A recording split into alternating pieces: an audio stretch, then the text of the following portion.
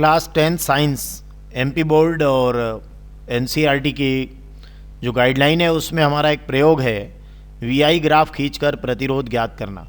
इसके पहले हमने एसिटिक एसिड का प्रैक्टिकल किया है, तो ये हमारा दूसरा प्रैक्टिकल है। इस प्रैक्टिकल को आप यहाँ से लिख भी सकते हैं और इसके अनुसार आप प्रयोग को संपन्न भी कर सकते हैं। तो जो हमारा उद्देश्य वो ये है कि किसी प्रतिरोध के सिरों पर विभवांतर की उसमें बहने वाली धारा पर निर्भरता का अध्ययन करना।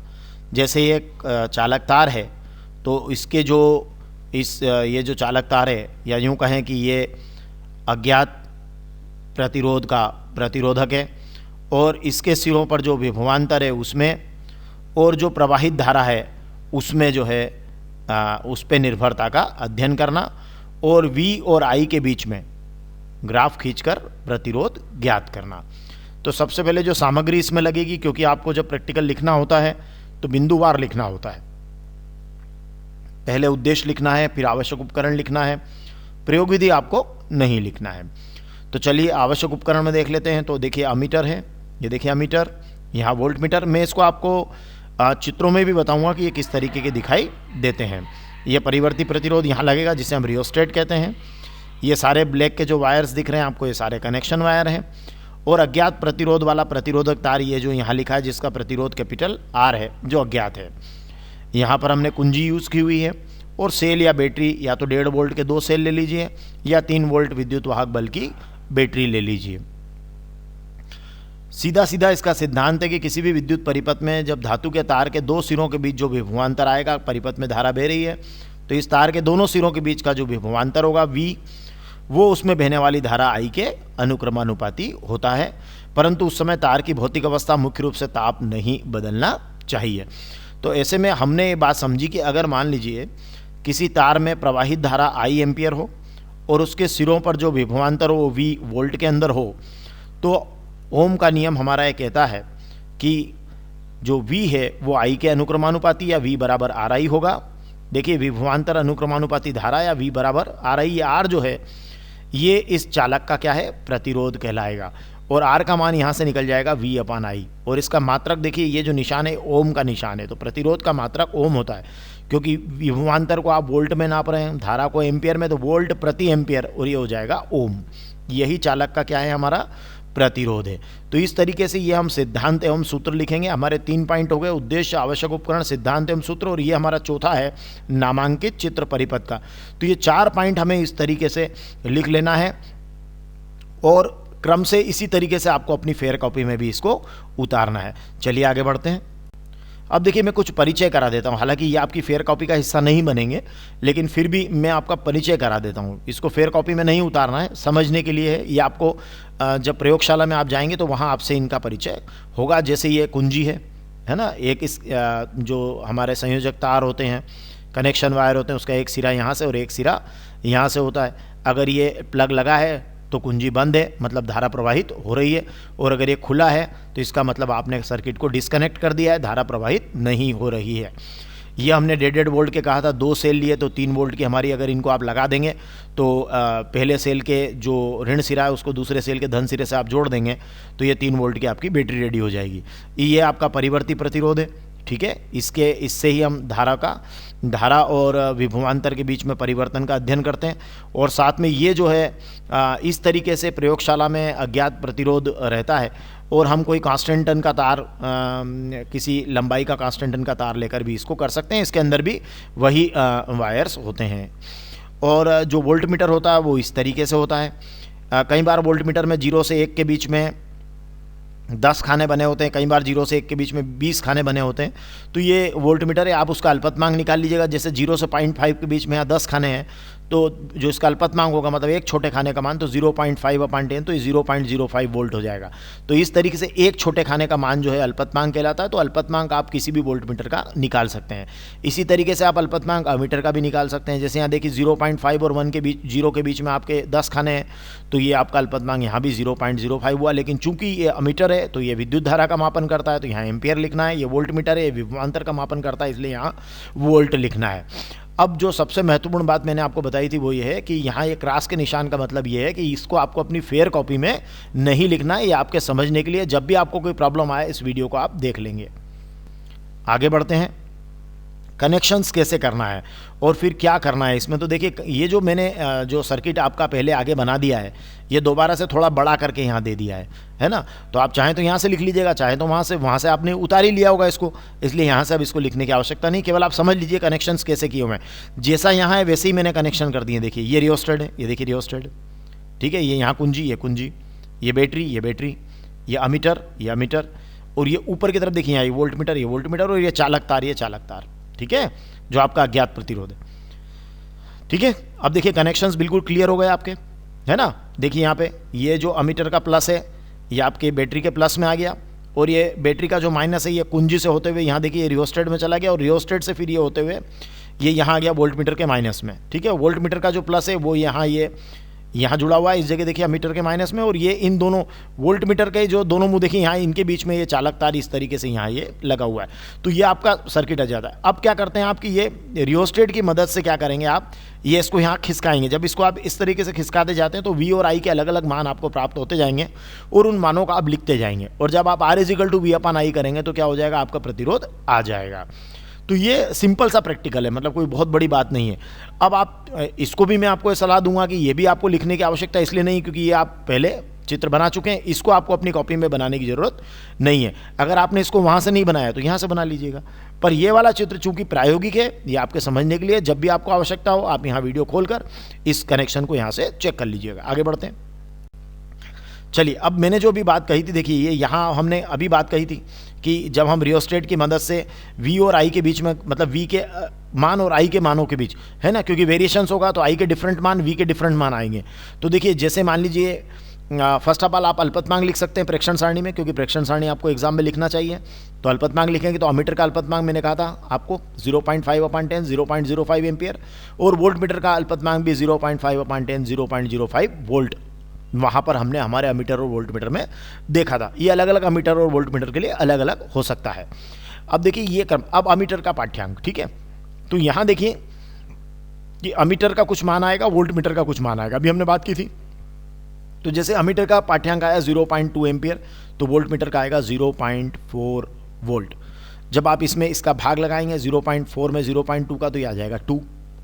मतलब वो जो अज्ञात आपने चालक तार लिया है, जो हमने कहा कांस्टेंटन का भी हो सकता है, तो उसका जो प्रतिरोध है वो 2 ओम आ रहा है। ठीक है, तो यहाँ आप जब आप ये वेरिएशन, अगला वेरिएशन देखिए कि जब धारा 0.3 एम्पियर होगी तो जो विभवांतर है वो 0.6 वोल्ट हो जाएगा। फिर 0.6 में 3 का भाग लगाएंगे तो फिर 2.0 हो जाएगा। अब जैसे ये 0.4 तो ये 0.8, ये 0.5 1.0, 0.6 1.2, हर बार जब इसमें इसका भाग लगाएंगे तो आपका आएगा 2 ओम। तो जो यहाँ से माध्य आर आपका आ रहा है 2 ओम। तो इस तरीके से आप यहाँ पर देख लीजिए आपने क्या किया कि ये VI ग्राफ, VI जो आपने वेरिएशंस हैं, V और I के जो वेरिएशंस है उससे आपने प्रतिरोध का मान पता कर लिया। अब इसको हम ग्राफी विधि से भी कर सकते हैं। तो देखिए हम ग्राफ खींचेंगे V और I के बीच में, और ग्राफी विधि से हम ये वैल्यू को कैलकुलेट करेंगे जैसा कि हमें करना है। आगे बढ़ते हैं। अब देखिए ये यहाँ देखिए ग्राफ बनाया गया है, तो देखिए ये इस जगह ये धारा I एम्पियर और ये विभवांतर V वोल्ट में। ओके, अब आप यहाँ देख लीजिए ये जो अमीटर का पाठ्यांक है यही धारा I एम्पियर में है। तो ये देखिए 0.2 से लेकर 0.6 तक है, तो आपने इसको ऐसे ले लिया 0.1 0.2 0.3 0.4 0.5 और 0.6, मतलब हर एक सेंटीमीटर के ऊपर आपने 0.1 एम्पियर को ले लिया है। तो आप ग्राफ पेपर पर जब भी इसको खींचें तो ध्यान रखिएगा कि हर एक सेंटीमीटर के ऊपर आपको 0.1 का वेरिएशन दर्शाना है। तो देखिए 0.1 0.2 0.3 0.5 या 4 5 6 है ना, मतलब 0.1 एम्पियर का 1 सेंटीमीटर एक्स अक्ष पर पैमाना हो गया जहाँ पर आप धारा को बनाएंगे।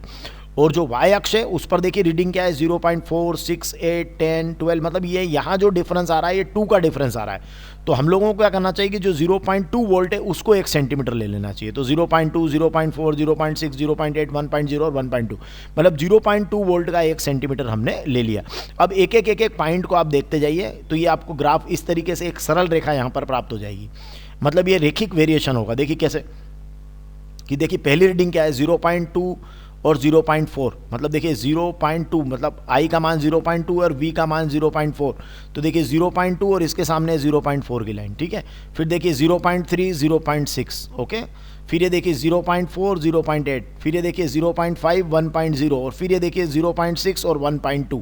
तो इस तरीके से जब इस लाइन को आप मिलाते हैं, मतलब इन बिंदुओं को जब आप मिलाते हैं, तो आप एक बात पाते हैं कि ये जो VI ग्राफ है ये दर्शा रहा है कि जैसे जैसे तार में प्रवाहित विद्युत धारा बढ़ती है, वैसे वैसे क्या होता है, विभवांतर भी रेखिकतः बढ़ता जाता है। और यही हमारा क्या है, ओम का नियम है। तो इस तरीके से हम यहाँ ओम के नियम को प्रूव कर पाते हैं। अब हमें क्या करना है, हमें जो है यहाँ पर गणना करना है। और किससे गणना करना है, ग्राफ की विधि से गणना करना है। तो देखिए ग्राफ से आप क्या करेंगे कि जो तार का प्रतिरोध है वो ये जो VI ग्राफ है इसका ढाल होगा। तो यहाँ एक काम कीजिए, आप एक रेखा इस तरीके से और एक रेखा इस तरीके से, दो जगह आप सिलेक्ट कर लीजिए और इससे ढाल निकाल लीजिए। देखिए मैं सिलेक्ट कर रहा हूँ, आप ध्यान दीजिएगा चित्र के ऊपर। यहाँ मैंने पॉइंट A को लिया है और यहाँ इस जगह जो है मैं पॉइंट B को ले रहा हूँ। देखिए 0.4 पर मैंने A को लिया और 0.8 पर B को लिया है, ठीक है। अब देखिए यहाँ देखिए, अब ये 0.4 और ये देखिए ये पॉइंट, ये वाला पॉइंट हमने उठा लिया, तो इधर ये 0.4 हो जाएगा और इधर ये 0.2 हो जाएगा। तो एम्पियर के अंदर जब धारा है वहाँ मैंने C ले लिया है, ठीक है। और यहाँ देख लीजिए D ले लिया मैंने, ये देखिए D, और ये वाला पॉइंट उठा लिया मैंने 0.8 वाला, तो यहाँ ये B हो गया और यहाँ ये D हो गया। अब हम क्या करते हैं कि इसकी जो वैल्यू है तार के प्रतिरोध की वो निकालने जा रहे हैं, ठीक है। अब आप ध्यान दीजिएगा इस पर। तो हमारा जो फर्स्ट पॉइंट हमारा बन के आ रहा है उसको देखिए, ये वाला देखिए यहाँ से, और ये एक यहाँ से आएगा, ठीक है। तो फर्स्ट में हमारा जो B की वैल्यू हमारी बन के आ रही है, इसको अगर हम V1 नाम दे देते हैं या V2 नाम दे दें, तो V2 का मान हमारा आ रहा है 0.8, ओके। और यहाँ देखिए A पर देखिए, तो इसको अगर हम V1 नाम देते हैं तो ये आता है हमारा 0.4 आता है, ओके।